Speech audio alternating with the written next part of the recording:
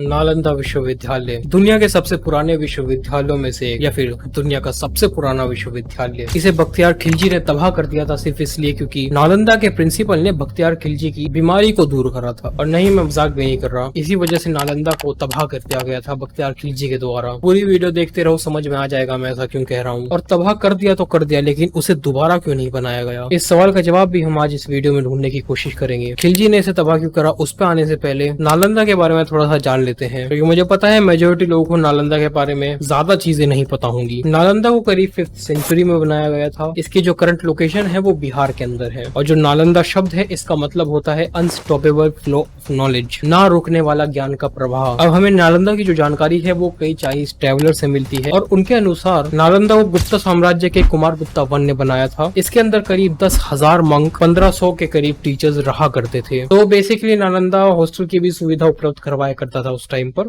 Very impressive. और नालंदा के अंदर से बाहर से लोग पढ़ने नहीं आते थे, दुनिया के अलग अलग कोनों से आते थे, जैसे कि China, Japan, Korea, Persia, Turkey, Indonesia, Sri Lanka, इन सब जगहों से नालंदा के अंदर लोग पढ़ने आते थे। बाकी बात करें कि नालंदा के अंदर सब्जेक्ट्स क्या क्या थे, तो कई तरीके के सब्जेक्ट थे, बट अगर हम मेन सब्जेक्ट्स की बात करते हैं उसके अंदर मैथमेटिक्स हो गया, फिलोसफी हो गया, मेडिसिन हो गया, बुद्धिज्म हो गया, एस्ट्रोनॉमी हो गया, वेद और उपनिषद की भी पढ़ाई वहाँ पे होती थी। और कई उपनिषद नालंदा के अंदर ओरिजिनल फॉर्म में रखे हुए थे, जिनकी कोई कॉपी मौजूद नहीं थी कहीं और ऐसा भी कहते हैं कि एक टाइम पे तो जो आर्यभट्ट हैं जिन्होंने 0 दिया है वो नालंदा के हेडमास्टर रह चुके हैं। अब नालंदा करीब करीब 800 साल तक फलता फूलता रहा और उसके बाद 12th सेंचुरी में आके नालंदा तबाह हो गया और उसके बाद नालंदा को कभी भी दोबारा बनाया नहीं गया। और ऐसा भी नहीं है कि सिर्फ एक ही बार नालंदा के ऊपर अटैक हुए थे, नालंदा के ऊपर 3 बार अटैक्स हो चुके हैं। 2 बार तो उसको रिबिल्ड कर लिया गया था, लेकिन तीसरा हमला इतना ज्यादा घातक साबित हुआ नालंदा के लिए कि उसे फिर कभी भी रिस्टोर नहीं किया गया, क्योंकि कुछ बचा ही नहीं जिसे रिस्टोर किया जा सके। जो पहला हमला था वो हुन्स के द्वारा किया गया था कुछ 460 AD के आसपास। समुद्रगुप्ता उस टाइम शासक थे भारत के और गुप्ता साम्राज्य के ही सक्सेसर ने नालंदा को रिबिल्ड किया था, और न ही सिर्फ रिबिल्ड किया था बल्कि इसको और ज्यादा बड़ा बना दिया था। दूसरा जो हमला होता है वो 7th सेंचुरी के शुरुआत में होता है बंगाल के गोदास राजवंश के द्वारा, लेकिन राजा हर्षवर्धन ने इसको दोबारा से रिबिल्ड कर दिया था उस टाइम भी। तीसरा और सबसे खतरनाक हमला 12वीं शताब्दी में होता है खिलजी के द्वारा, और ये हमला नालंदा के लिए इतना ज्यादा घातक साबित होता है कि उसके बाद नालंदा को दोबारा बनाया नहीं जाता, या फिर कहें तो दोबारा बनाया ही नहीं जा सकता। बख्तियार खिलजी ने नालंदा को पूरी तरीके से डिस्ट्रॉय कर दिया था। और खिलजी ने ऐसा क्यों किया? नालंदा न ही कोई महल था, न ही कोई किला था, तो जानते हैं कि खिलजी ने नालंदा के ऊपर हमला क्यों करा। तो कहानी इस तरीके से है, खिलजी काफी ज्यादा बीमार होता है और जो मुस्लिम मौलवी हैं वो उसका इलाज करने में असफल होते हैं। तो इसीलिए खिलजी को कोई सलाह देता है कि जो नालंदा के प्रिंसिपल हैं राहुल श्री बद्रा, आप उनसे मिलिए, उनको बुलाइए, वो आपको जरूर ठीक कर देंगे। लेकिन खिलजी बीइंग खिलजी एक गैर मुसलमान से अपना इलाज करवाना उसे मंजूर नहीं था, तो उसने इस बात को टाल दिया। लेकिन कुछ टाइम बाद जब तबीयत और ज्यादा बिगड़ी तो फिर उसने भी सोचा कि चलो एक बार बुला के देख ही लेते हैं। तो फिर राहुल श्री बद्रा को बुलाया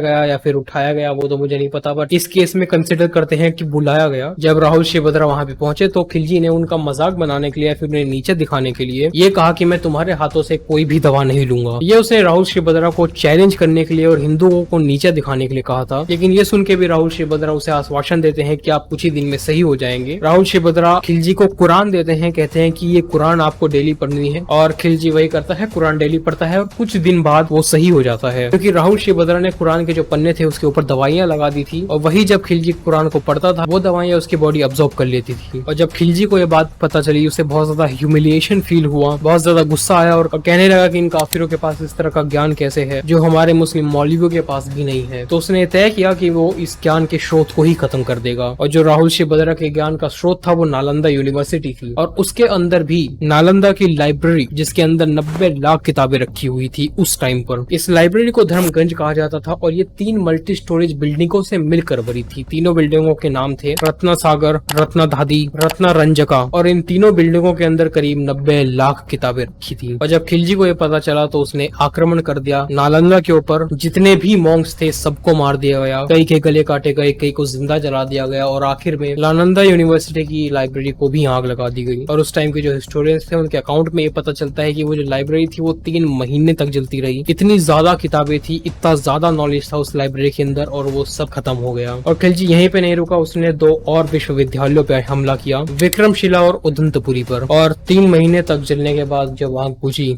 तो वहाँ पर कुछ था ही नहीं जिसे रिबिल्ड किया जा सके। नालंदा विश्वविद्यालय को जो अनस्टॉपेबल फ्लो ऑफ नॉलेज बनाता था, उसका धर्मगंज, उसकी लाइब्रेरी और उस लाइब्रेरी के अंदर रखी 90 लाख किताबें, जिसमें से कई किताबें उसके ओरिजिनल फॉर्म में थी, जिसका और कोई कॉपी मौजूद ही नहीं था। 3 महीने और सब जल के राख हो गया। नालंदा की इमारतों को तो दोबारा खड़ा करा जा सकता था, पर नालंदा को, जो नालंदा विश्वविद्यालय बनाता था, जो नालंदा और भारत के ज्ञान का और दुनिया के सबसे बड़े ज्ञान का स्रोत, उसको नष्ट कर दिया गया सिर्फ एक व्यक्ति की जेलिसी और इनसिक्योरिटी की वजह से। न ही उस वक्त नालंदा को दोबारा बनाया जा सकता था, न ही अब और न ही आने वाले समय में।